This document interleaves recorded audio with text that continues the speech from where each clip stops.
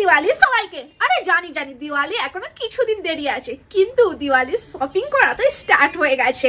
দাঁড়াও এই ড্রেসটা পরে দেখাই। হ্যাঁ, একদম ফুলঝুরির মতন একটা দেখতে চকাচক ড্রেস কিনেছিলাম, কিন্তু সেটা হয়ে গেছে টাইট।